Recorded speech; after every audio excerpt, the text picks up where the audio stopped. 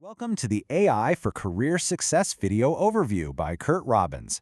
We're experts at AI coaching and helping professionals like you and your employees upskill in AI. Today, we're examining a critical development in digital identity protection, and we're basing our analysis on a LinkedIn article by Laura Stewart and the expert commentary that has sprung up around it. So let's begin with a pretty sobering observation from cybersecurity expert Pablo Carmona. This isn't some theoretical, far-off risk anymore. The very same artificial intelligence that can create incredible content can also be weaponized, turning a person's own likeness into a major vulnerability. And this sentiment from YouTube's chief business officer, Mary Ellen Coe, really underscores the core problem. In an economy that's built on digital trust, the ability to manipulate someone's identity poses a fundamental threat. So you have to see YouTube's initiative not just as a technology update, but as a defense of reputation itself. So what exactly is the nature of YouTube's response here? Let's take a closer look at their new measure against the spread of what's known as synthetic media. At its core, the tool is designed to use AI to combat malicious AI. YouTube has basically expanded the availability of a system that was previously just being piloted with a few select talent agencies. Now it's open to any individual who's vulnerable to this kind of synthetic impersonation. This really represents a strategic shift from a very targeted tool to a much more generalized defense mechanism. Now, as you might expect, the initial focus of this expansion is the entertainment industry. They've really been the canary in the coal mine for the impact of AI-generated content. Let's see how this first ripple is playing out. You know, this initiative wasn't developed in a vacuum. As YouTube's Jason Cosgrove notes, it was built in direct collaboration with major talent representation firms. We're talking about the very organizations on the front lines of protecting their clients' likenesses. This collaboration really reflects a broader industry consensus.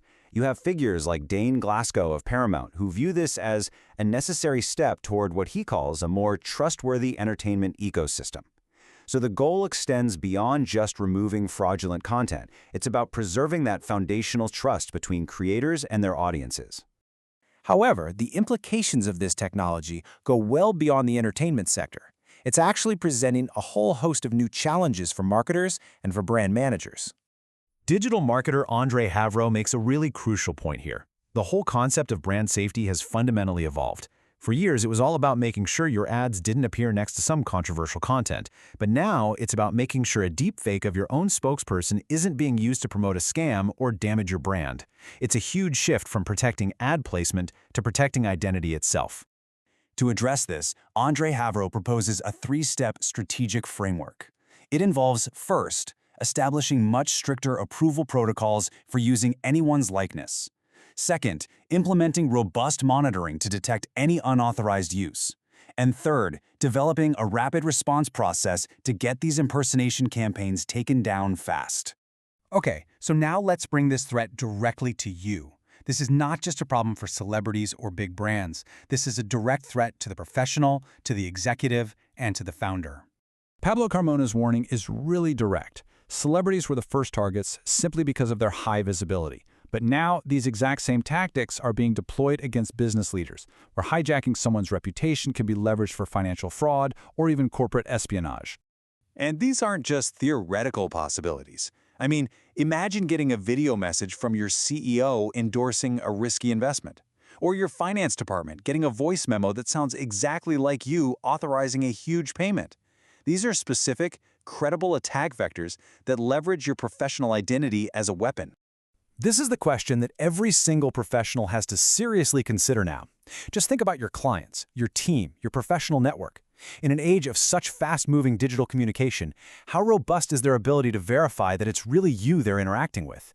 Your digital identity has become a brand new front line for security. So, given these escalating risks, what are the practical takeaways from YouTube's new policy and all the expert analysis around it? What should we actually do? Well, the central takeaway is that digital identity protection is no longer a niche concern just for public figures, it's a necessity for all professionals. A proactive strategy is required. This means you need to acknowledge your likeness as a valuable asset, educate your teams on these new threats, maybe look into monitoring solutions, and establish clear verification protocols. In short, your digital identity has to be managed with the same rigor you apply to your financial data. The tools for synthetic impersonation are advancing incredibly quickly, and because of that, proactive preparation is really the only viable defense. This leads us to the final, critical question we want to leave you with. Is your professional digital identity secure enough for the deepfake era? Thank you for joining this AI for Career Success video overview. This is where we teach you AI and help you get smarter than your competition.